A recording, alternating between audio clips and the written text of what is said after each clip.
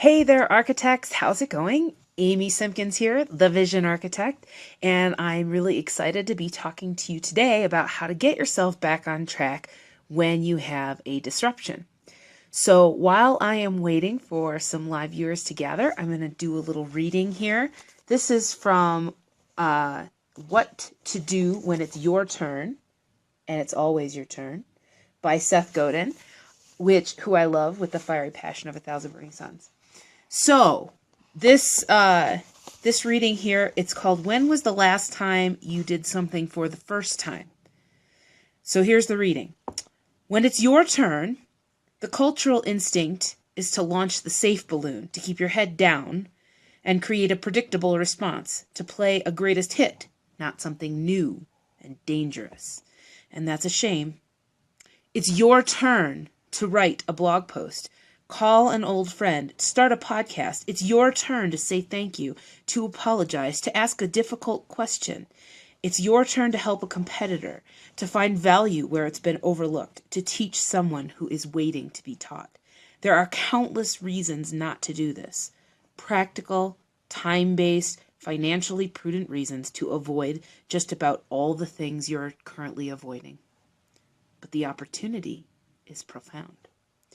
It's the opportunity to dance with your fear, to look people in the eye, and to do work that matters.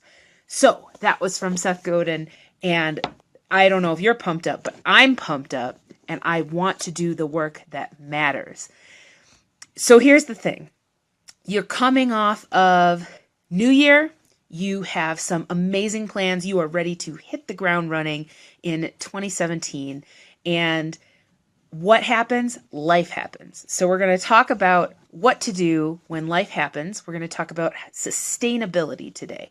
I'm Amy Simpkins, Vision Architect. If you've never caught one of my live broadcasts before, I help developing entrepreneurs get a clear, grounded, and integrated vision for their business that not only allows them to be personally fulfilled in their work and bring powerful, impactful results for their clients, but brings them the profitability that they really need out of their business. And then I help them use the power of iteration to develop a sustainable implementation plan to make that vision a reality. So we're talking about sustainability today and how to get back on track once you've had a disruption. Now, disruptions come in many different forms, but they fall into two major categories. There's the planned interruptions and the unplanned interruptions. So I don't know about you, but I am a creature of routine. I love routine. I seriously could do the same thing day in and day out at the same times, doing the same thing, and I would be so happy just to follow my own little rituals and do my own thing and keep just turning that crank. It just makes me so happy to know what to expect, to have it all planned out. I love that.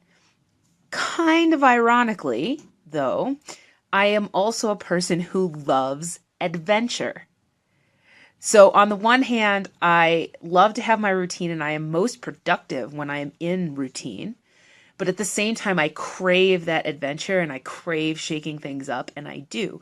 Now, the one of the ways that adventure shows up in my life is that I travel, and I love to travel with my husband and my kids. And so we just returned from a trip to Oslo, Norway, and it was about 6 days. Now, that would fall into the category of a planned disruption. I knew that there was a trip coming. I'm going to be totally out of my normal routine, totally out of my normal environment. And now I'm coming back. I'm home. Our trip is over. And so now what do I do? How do I get started again into that groove, into that process that I had established? And I had this great routine going for just being productive, getting stuff accomplished before the trip. Now, we're also going to talk a little bit about unplanned disruptions. Now, unplanned disruptions could be you or someone you love getting sick, things that, or other, just the things that pop up that you weren't able to plan for. You didn't see them coming, but they disrupt your routine. They disrupt you and your productivity and your business. And so how do you handle that? How do you handle it while it's happening? And how do you handle it after it's over so that you can get back on track, get back into routine, and start being productive again? All right. So we're going to talk about 4 different items. Now, item number 1. So we're going to talk about item number 1 is to prepare beforehand. Now, obviously, this mostly applies to a planned disruption, like a trip or some special event that's coming in your life that you can plan for. But being prepared on a regular basis can also help you in unplanned disruptions, and I'll tell you about that. So before your disruption happens, before your trip or event that you're planning for, you want to make sure that you are prepared to get back on track afterward. So what I normally, in my normal ritual, I do weekly planning on Saturday or Sunday for the week ahead. Since I knew that I was going out of town, we departed on Wednesday for my trip. And I knew that we were going to be on the trip on Saturday and Sunday, and I was probably going to be out of routine enough that I wasn't going to be able to do my normal weekly planning. I planned 2 weeks at the same time. I went ahead and marked the whole trip, all the trip days, but I made sure that on the days when I was expected to come back for this week, I was writing down the workouts I wanted to get in, the appointments I had, and just preparing myself for the week. So if you can see the disruption coming, if you can plan out those first few days after the disruption is over and just kind of put into your calendar what you'd like to get done, that can really help you jumpstart getting back on track. But what if you don't plan the interruption? What if you get sick? Well, sort of a constant state of preparedness and having that running to-do list and a list of your daily healthy habits that you want to have in place can help you do that planning when you are ready to get back into routine, so that you're in this sort of constant state of being prepared, so that when the time comes to jump back in after your unexpected interruption, you have all the materials at hand and you just need to sit down and put them in the right order and figure out how to start. So prepare beforehand. Secondly, you want to set reasonable expectations during the disruption.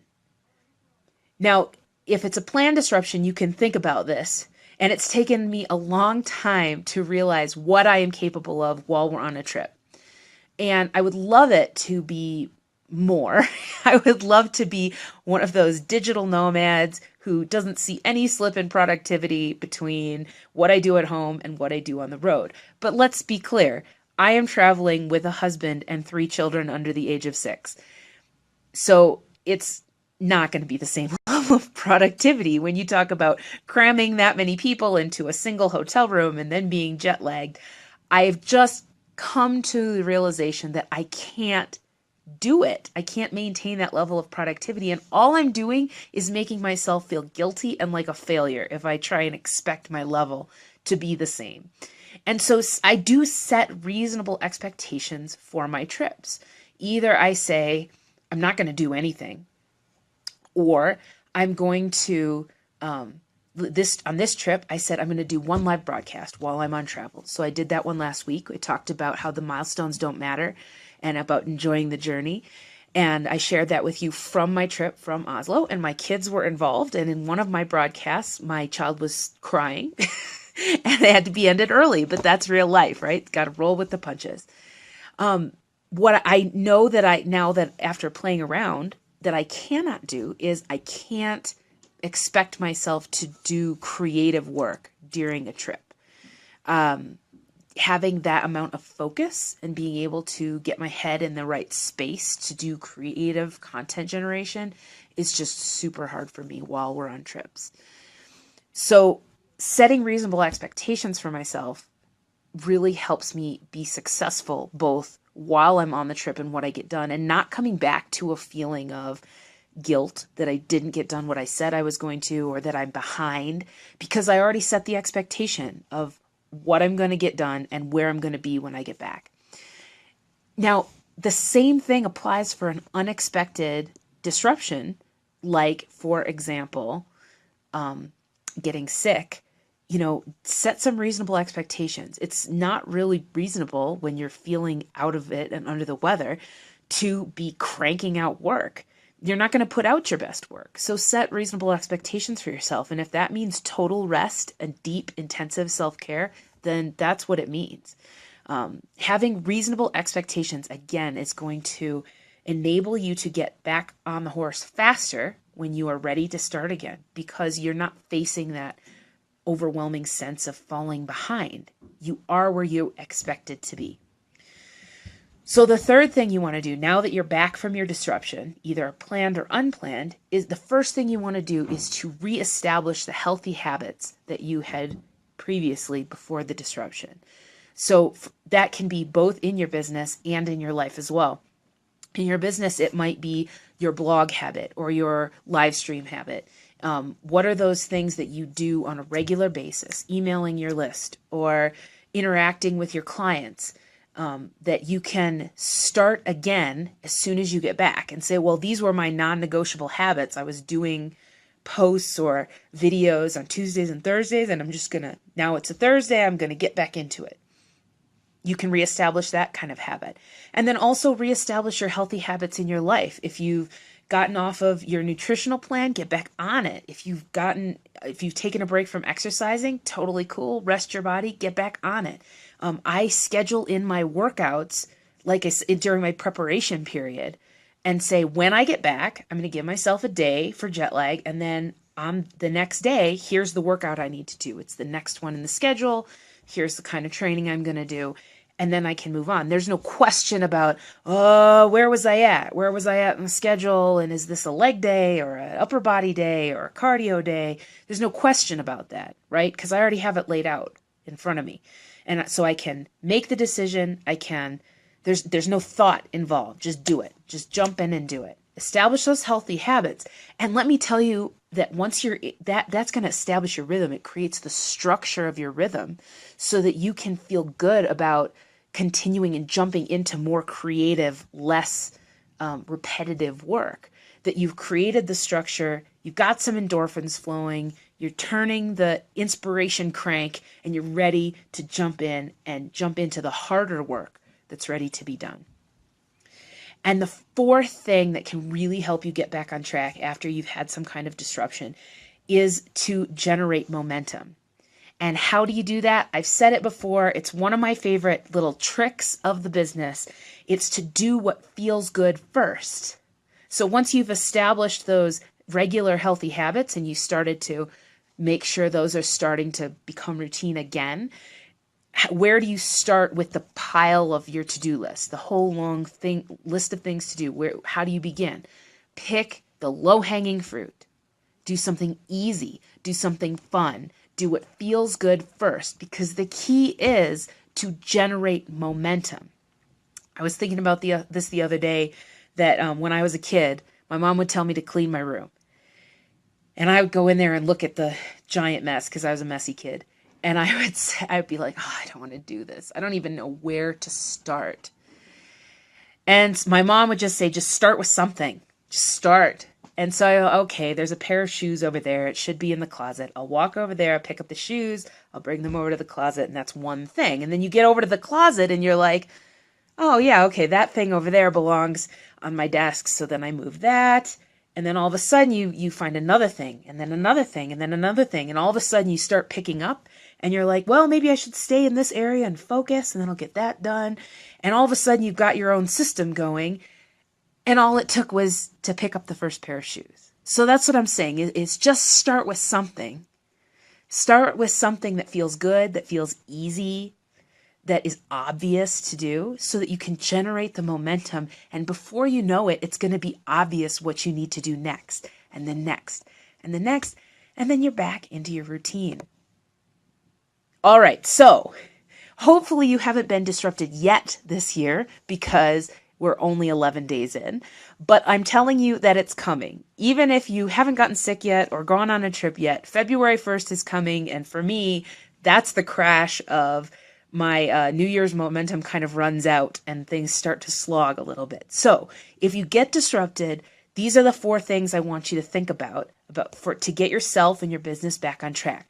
First of all, be prepared beforehand. If it's a planned disruption, make sure your planning is in place for when you come back. If it's an unplanned disruption, if you can make sure that you have a little low-level preparation at all times, that means that when you get disrupted, boom, you can jump back in because you know what needs to be done.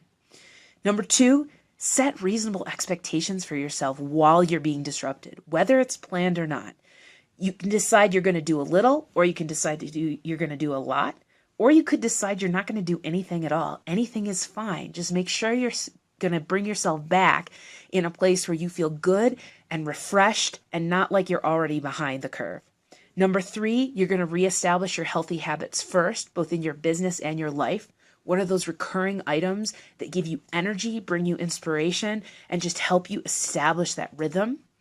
And then number 4, once you start to get to that to-do list and really jump back in, do what feels good first. Do the easy things so that you can generate momentum. And once you've got momentum, man, you're just off and running. It's going to happen for you. Thank you so much for joining me today on this live broadcast. If you would like to hear more about hot tips and key elements to bring your business from the land of possibility to the land of profitability, I would love to invite you to sign up for my free 5-video training series on Possible to Profitable. You can find it at www.amysimkins.com/PTOP. That's P2P, Possible to Profitable. amysimkins.com/PTOP. And you will find it there. I am so excited to talk to you today, and I hope these tips have helped you. We will catch you next time for more vision architecting. Bye.